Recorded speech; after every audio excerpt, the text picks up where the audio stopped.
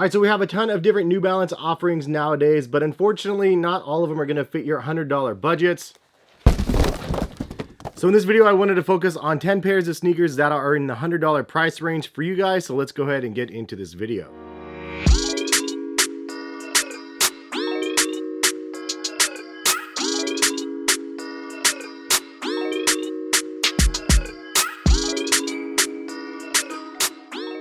Hey, what is going on, guys? Hes here. Hopefully you're having a good day out there. Thank you guys for stopping by and watching. If you guys haven't used my website, Collective Kicks, check the link in the description. It will take you over to my site. I post a bunch of sneaker deals for you guys on a weekly basis. And if you guys want to buy any of the sneakers that I'm talking about in the top 10, check the links in the description of the video, and it'll take you over to New Balance's site, and you guys can go shopping over there. Now, in this video, I'm going to be covering the top 10 New Balances under $100, and this is just my personal preference for these New Balance sneakers. And if you guys have other ones that are on their website or other New Balance shoes in general that you don't like the ranking, just leave a comment in the comment section which ones you like the best. In fact, if you guys want to leave a comment of the top 2 New Balance sneakers that you guys like under that $100 price point, then go ahead and leave that comment. But without waiting any further, let's go ahead and get into the number 10 spot. Number 10 spot goes to this model right here. This is the XC72. It's a newer model for 2021, and this colorway is a Casablanca collaboration, and the retail on this one was actually over $100, but they do have baseline colorways for $100 or less. This model is pretty rad. It's kind of like a futuristic retro sort of vibe to it. You can see the back end is really crazy, and some people are going to like it. Some people are going to think it's a little bit too wild and crazy for them. But I do like the look of this model, the upper, the heel cup, and the way that the midsole comes together. It is really wild, and then that traction pattern on the bottom is pretty bold as well. And it does come up the sidewalls of the shoe over the toe cap as well, so that's kind of nice. But this is a newer model for you guys, and the $100 price point fits right in the number 10 spot. In this countdown, I'm not just going to be focusing on the lifestyle sneakers. I have a couple from the running side as well that I would recommend. And so the number 9 spot goes to both of these shoes. This is kind of the runner up. Primarily, I would say this shoe right here though, and this is a Fresh Foam 680, and I got the wide boy version. So for those people that have wider feet and you're looking for something under $1, these things are actually really good. They're really wide. It does feature just regular Fresh Foam, not Fresh Foam X, so it's not as soft as the Fresh Foam X is, but the Fresh Foam is still really nice, and it's a really light shoe because of using the Fresh Foam midsole. The mesh isn't as good as like the $130, $150 versions of the Fresh Foam running sneakers. However, it is still a nice engineered mesh, and it does have some nice padding around the collar and the tongue of the shoe. These are really comfortable for just a casual all-around usage. And for all of the sneakers in this countdown, I actually went true to size on every single pair, so I would probably recommend the same. But if you see a pair of sneakers that don't fit true to size, just call it out in the comments, please. And New Balance offers a couple different versions of the Fresh Foam sneakers with that $80 price point, including the Fresh Foam Roves. A quick comparison between the Roves and the 680s. The 680s has more traction on the outsole of the shoe. The Roves feel a little bit lighter in the hand, and then these also have a nicer mesh in my opinion. There's also more padding in the 680s than there is on the Roves. But both of these models are great for that $80 price point, and definitely a worthy contender for a top 10 in the New Balance list. Number 8 spot goes to the New Balance Shandu, and this one is a really cool, crazy looking pair of sneakers. This is not in the running or in the lifestyle category. This is more of like a trail category, but it's a pretty fun looking model, and this one retails at $90. However, you can get them on sale for $80 right now on New Balance's site. I like the pull tab on the back and some of the extra lace reinforcement through the laces, and it does say Shandu like in the middle of the tongue right here. But you have a really cool, aggressive looking midsole. It does say that this midsole technology is Dynasoft, which I'm not overly familiar with, but it is kind of nice and soft and squishy and grippy in hand. And speaking of grip, dude, this outsole is insane. You do also have an extra little protruding outsole on the back of the shoe right here, and then a very nice solid sticky grip through the entire outsole traction of the shoe. $80, man, is a pretty nice price point for what you get in this model right here. It's pretty comfortable on feet as well, and I just like the overall look and the layers of this shoe. Alternatively, you can go with the Hero V6 or the Gore-Tex version, even if they have those available yet, but that model is $135 baseline, which is a really great Fresh Foam X model. But if you can't afford that one, for almost 40% off, 45% off, you can get this model, and it's really quite good as well. Number 7 spot on the countdown goes to a classic. This is the New Balance 574, and it's a real classic New Balance model. This is the V2 version that I bought on New Balance's site. The suede is really good on this one, and this is an $85 version, but the regular 574s are normally $80, but $80, I mean, that's a really solid price. $85 for premium materials. To be honest, the $80 suede on a New Balance shoe rivals that of a Jordan retro sneaker, and it probably shouldn't, but I swear that the suede on this is better than the suede that you get on the Jordan retros. I like this color blocking specifically. Definitely has pretty nice fall vibes to it, gum sole on the bottom, but they do have a couple other colorways that are definitely worth taking a look at. A stylish looking model, definitely kind of a timeless look as well, and a lot of people would consider a New Balance 574 an essential sneaker for the New Balance collector out there, just because it has such a long lineage with New Balance. Moving on to the number 6 spot on the countdown, this is one of those shoes that I honestly didn't think I would like, but then when I put them on feet, I was really blown away. It was like one of those nice, comfortable pairs of sneakers that an average person would buy these sneakers, try them on, and think it's the most comfortable sneaker in the world. However, they probably haven't tried on some of the other New Balance offerings, like the Fuel Cell Rebel V2 or the 1080 V11s.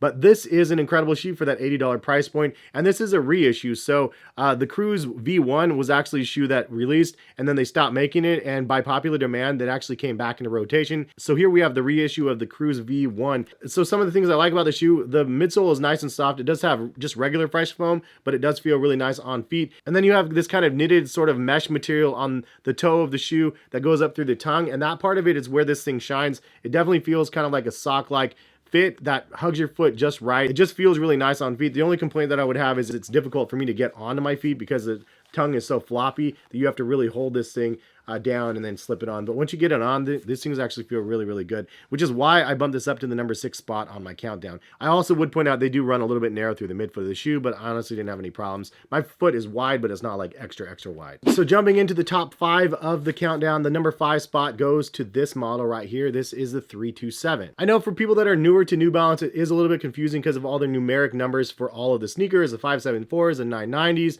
etc., etc. This is the 327 model that came out, I think, in 2019 or 2020, but it's a really nice, sleek looking model that has a really nice rugged rubber traction outsole. This is like one of the standard models for most people that rock New Balance. A lot of people sound off in the comment section of my videos and let me know that these are really, really comfortable. I've had a couple pairs of them. This colorway is super nice. Love this one right here. They have a lot of different colorways available as well. Price point's $100. They do have some collaboration versions and some other versions that are 120s or so. Again, the suede overlay is amazing quality for a $100 shoe. The style of the shoe is really cool. Again, it looks very futuristic retro. You could see the tread up the back of the shoe with a little triangle shape right there. The overall comfort is pretty good on these as well. They do run a little bit narrow through the midfoot, as I mentioned with the other model out here, but the average consumer absolutely loves this shoe and would probably put this one in the top 3, but it's definitely worthy of a top 5 spot, at least in my opinion, because it is a very nice looking model, stylish, and comfortable as well. And speaking of New Balance models, we have the 5740s at the number 4 spot, and I love this shoe. It's really chunky, it's really wide foot friendly.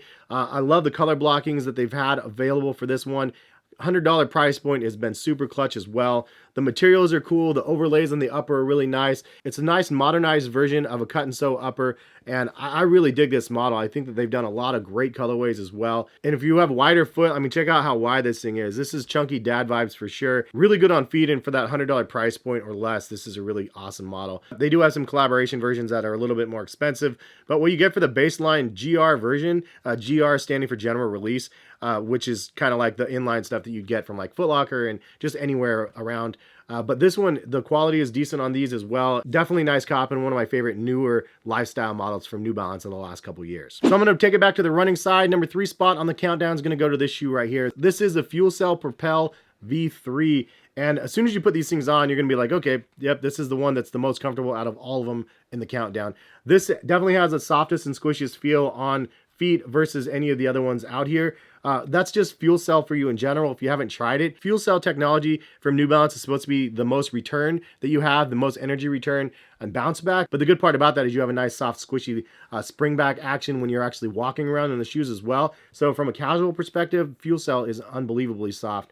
And I absolutely love it. So this is the $100 version of the New Balance Fuel Cell. However, they do have a $120 version, the $130 Fuel Cell Rebel V2s, which is absolutely my favorite for the price point. I highly recommend that shoe if you're looking for soft and squishy for $130, but if you're trying to keep it under $100, these ones are definitely good. They do have Fuel Cell up to $225, so definitely some premium product. And I got the wide foot version as well, so that helps me out a little bit more. But nice amount of traction on the bottom of the shoe as well. And all in all, these things are great for that under $100 price point. All right, so the number 2 spot on the countdown goes to a pair of sneakers that I don't even have, unfortunately. It's because I cannot get my hands on a pair of these. I've had a couple different times where I ordered them and they were out of stock. And I actually ordered a pair of these from Urban Outfitters and they went to the wrong state. And for some reason, like it was delivered. I was like, this is getting out of control. But any which way, New Balance BB 550 is the number 2 spot. It's a very popular model, probably the most hyped up lifestyle model as of right now for the price point. Price point's $100 for the baseline. I've seen $110 for some of the newer colorways as well. I'm putting it in the number 2 spot though, because it is the most desirable model probably at this time. And they really have ALD to thank for that, because their collaboration that they did that came out, I believe, last year, is the one that really set it off. It's the very first one that they retroed. It was a basketball model originally, and now it's just a fan favorite for casual wear out there. It really has like vibes of like the Air Force One from the New Balance side, but it's a bit more trendier than the Air Force Ones at this point. I think it's a great model. It's a comfortable one. I did have the ALD ones that I tried, and they're really, really nice quality material on those as well. Heavy duty. And it's a pretty nice model, so I'll link it in the description, and they restock from time to time. New colorways will be coming as well, so just stay tuned. Hopefully more pairs are going to be hitting the States. Just obviously shipping delays makes things a little bit crazy. But we made it to the number 1 spot on the countdown. If you guys enjoyed the video, please drop a like on the video. It means a lot when you guys do that. And then if you guys actually want to buy into the sneakers again, feel free to check the link in the description. The number 1 spot on the countdown goes to this model. For me personally, I absolutely love this one. The look of it, everything. This is the 997H, and they are about $80 to $90. That's it. Retail on New Balance's site. You get some premium materials on here for that price point as well. But for me, I like this model so much because the 997 model just looks very, very sleek. I don't know what necessarily the H stands for, but it's definitely the most affordable of any of the 99X lineage. There's the 990 V5s that are $190. There's the 992s that are like $175, $185. 993 collaborations are like $200 plus. So this being a 997, I love the shape of this one more so than some of the other ones as well. But the price point under $100 is just a super good deal in my opinion. That brown leather on this pair on the sides is really, really solid. But all in all, I think this is just the most classic, stylish looking model that I really, really like. And so for that reason alone, this one is the number 1 spot. And this color blocking is super clean as well. This could be a collaboration almost, but this is an inline colorway, and they have a couple other ones that are very similar to this that just look really, really good. So it's always worth going to New Balance's site, just searching what's new out there and just seeing the colorways that they have available. Sometimes the colorway sells the model to me, and this is the one where I was like, I like the model. Some of the colorways I was just not feeling, and then I saw this one with the black toe on it and the brown on the New Balance logo, and then the hits of cream and the brown and the olive. I was just like, this is like the perfect colorway right here. Any which way, I really like this one for the number 1 spot, and you can buy them for like $80, $90. So that's my top 10 list, under $100 for New Balance. They have a lot of great options out there. Obviously the New Balance stuff that's like $175, $200, $250 is really nice quality products, but if you're looking for some nice alternatives under $100, hopefully this video has been helpful for you guys. Thank you guys for stopping by and watching. If you guys are new to my channel, again, subscribe, and I appreciate y'all for stopping by. All right, peace guys.